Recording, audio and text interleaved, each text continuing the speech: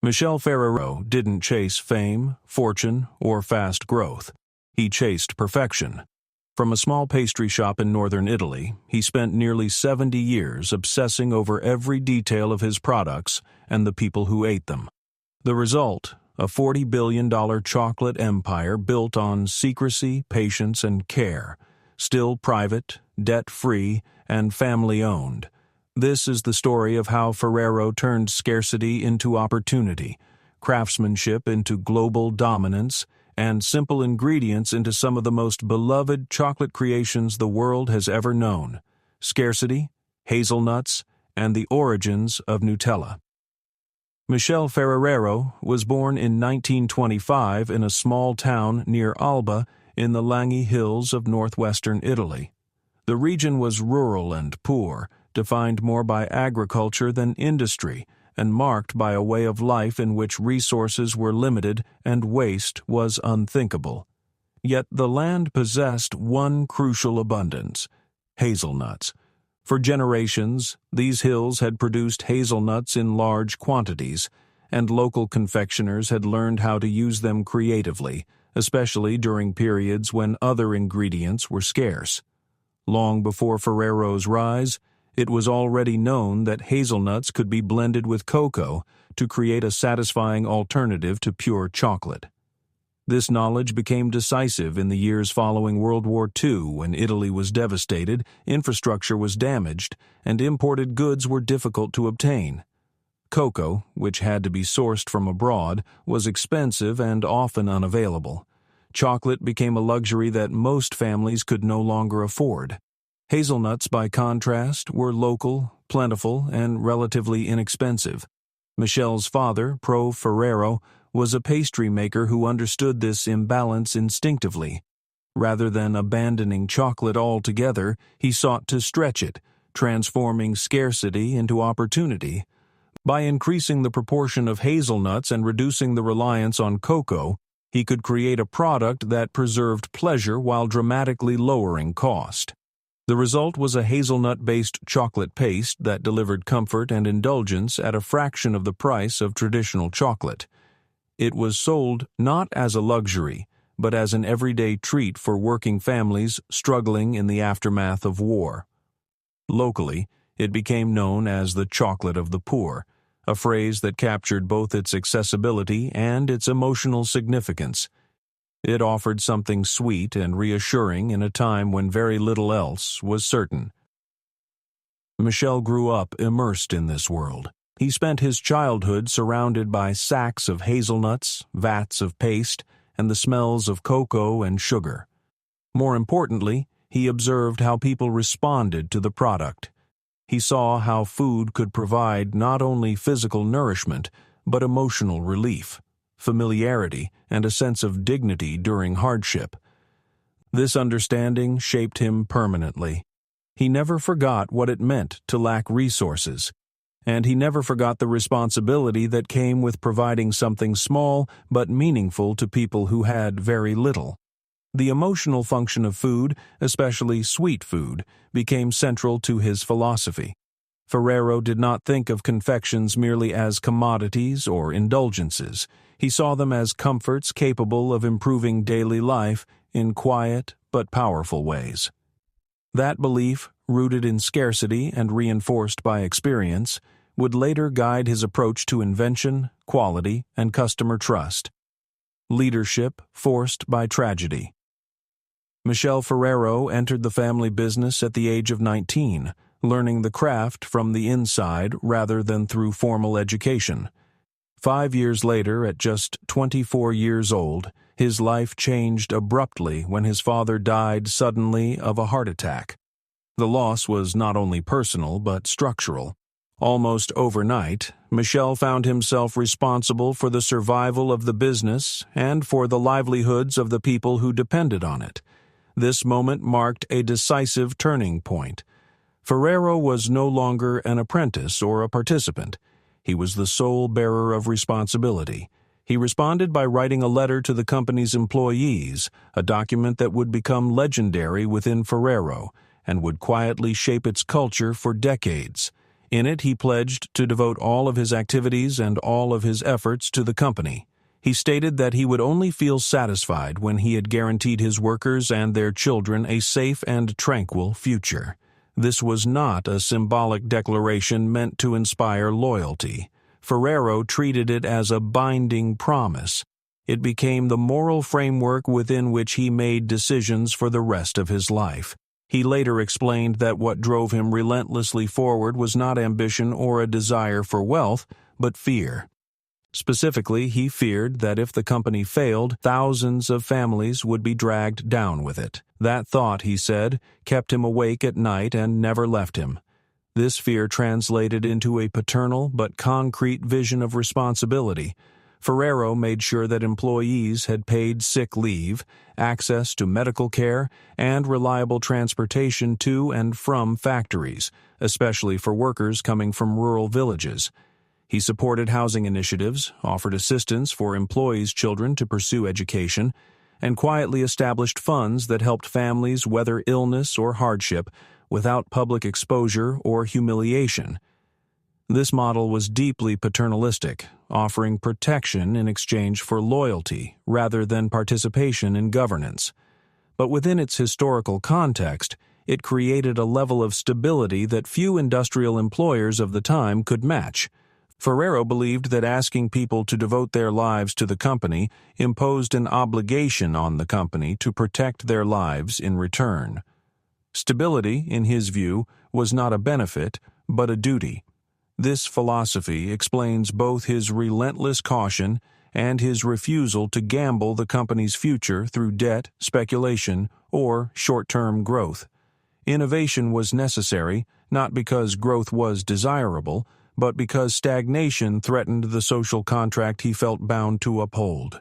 Every product had to succeed, not only in the market, but in sustaining the quiet promise he had made years earlier, that the company would be strong enough to carry its people forward even when the world outside was uncertain. Differentiation as survival strategy. From the beginning, Michel Ferrero rejected the idea of competing by imitation. He believed that copying established players was not only uninspiring but dangerous, especially for a smaller company.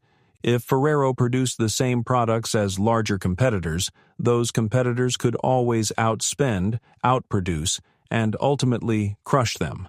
Instead, Ferrero insisted on doing what others could not or would not do. This mindset led to a series of inventions that redefined entire categories within the confectionery industry. Nutella transformed chocolate from a solid treat into a creamy, spreadable comfort food. Kinder Chocolate introduced a product designed specifically for children. Combining milk and chocolate in a way that appealed to both kids and parents, Kinder Surprise merged confectionery with play by hiding a toy inside a chocolate egg, extending the emotional joy of Easter throughout the year. Even Tic Tac, a product far removed from chocolate, reflected Ferrero's obsession with differentiation. Its distinctive pill shape, flip-top dispenser, and emphasis on precision and freshness turned an ordinary mint into a global phenomenon. Ferrero Rocher, launched in 1982, combined craftsmanship and aspiration, presenting a mass-reduced chocolate as a luxurious gift through meticulous design and packaging. Ferrero did not refer to these products as candies. He called them comforts, acknowledging that what he was really selling was emotional experience rather than ingredients alone. Perhaps the most revealing element of Ferrero's philosophy was his refusal to think about customers in abstract terms. He believed that speaking about millions of consumers diluted responsibility and obscured reality. Instead, he personified the customer as a single woman whom he named Mrs. Valeria. Mrs. Valeria was fictional, but to Ferrero, she was real enough to function as the true CEO of the company. Every decision was judged by whether it would please her, whether it would earn her trust, and whether it would improve her life in some small way. Mrs. Valeria unified the customer into a single figure, smoothing over differences of culture, class, and context in favor of a shared standard of trust. Ferrero often told employees that if Mrs. Valeria bought their products, everyone would be paid. But if she stopped buying, the company would collapse. This framing created radical clarity. It eliminated debates about trends, projections, and theoretical markets, replacing them with a simple question: would this make Mrs. Valeria happier? Ferrero believed that trust, once lost, could never be recovered, and that protecting the customer's trust was more important than protecting margins or short-term profits. Secrecy as a competitive weapon. Ferrero's obsession with quality and differentiation naturally led to an equally intense obsession with secrecy. Michel Ferrero believed that visibility invited imitation, and that imitation threatened excellence. As a result, he avoided publicity almost entirely. For the first 65 years of the company's existence, Ferrero held no press conferences and granted virtually no interviews. The only interview he ever agreed to was conducted on the condition that it would not be published until after his death. Ferrero factories were famously closed to outsiders and described by some observers as resembling high-security facilities, complete with walls, checkpoints, and strict controls. Tours were banned outright to prevent industrial espionage. Even when the company allowed a small group of journalists to visit a factory in 2011, they were closely supervised, and sacred spaces such as tasting rooms remained off-limits. This secrecy extended to product development. Recipes were known only to a handful of trusted employees, and even iconic products like Nutella were never patented. Ferrero believed that patents revealed too much, preferring instead to rely on tacit knowledge and process mastery that competitors could not easily replicate. Michel Ferrero's desire for secrecy and quality naturally evolved into an extreme form of vertical integration. He wanted control over every aspect of the business, from raw materials to machines to distribution. This was not driven by paranoia alone, but by a belief that quality could not be outsourced. Ferrero invested heavily in proprietary machinery, much of it designed and built in-house. He viewed machines almost as living entities, marveling at their ability to scale craftsmanship without sacrificing precision. One of his proudest achievements was a custom hazelnut roasting system capable of achieving perfect consistency at industrial scale. His obsession with raw materials was equally intense. Ferrero was not satisfied with knowing where an ingredient came from. He wanted to know the altitude at which it was grown, the amount of sunlight it received, and whether a slightly different location might produce a better flavor. Over time, Ferrero quietly acquired hazelnut plantations around the world, eventually purchasing roughly 1/3 of the global hazelnut supply and becoming the world's largest supplier.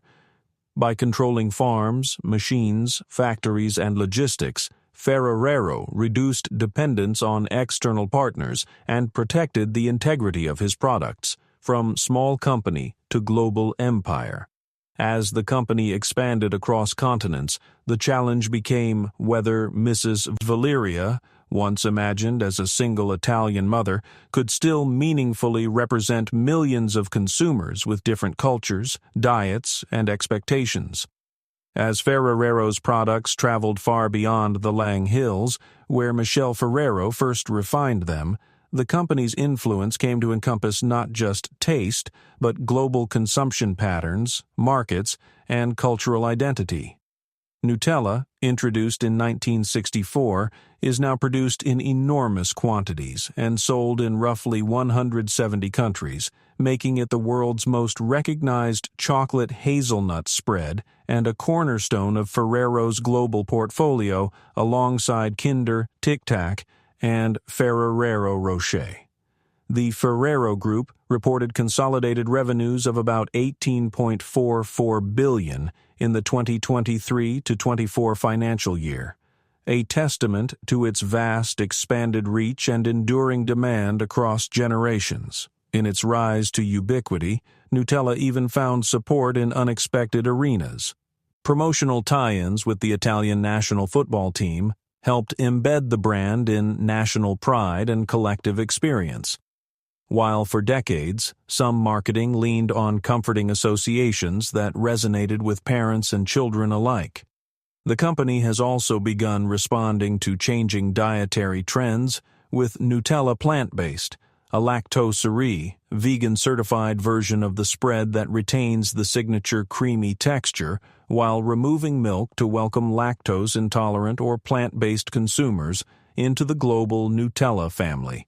At the same time, Ferrero has steadfastly refused to remove palm oil from the original recipe, arguing that alternatives would compromise Nutella's texture and spreadability, even as palm oil's environmental footprint has sparked global debate.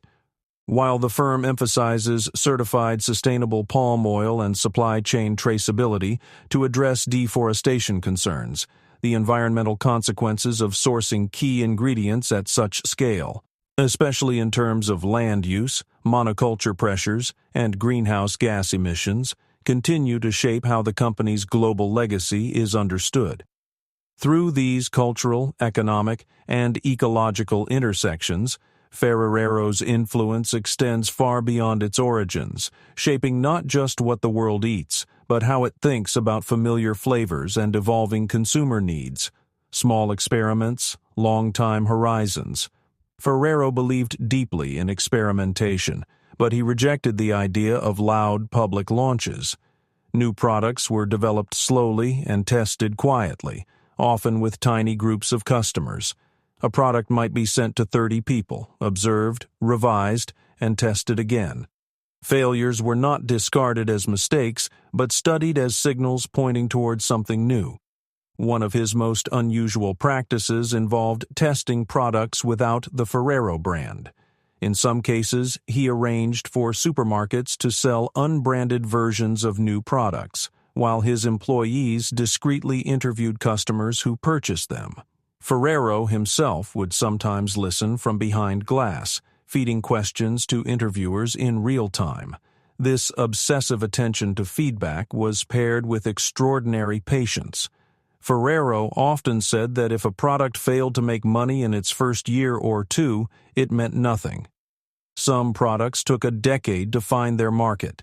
Because the company was family-owned, debt-free, and free from shareholder pressure, Ferrero could afford to wait for intuition to be validated by time.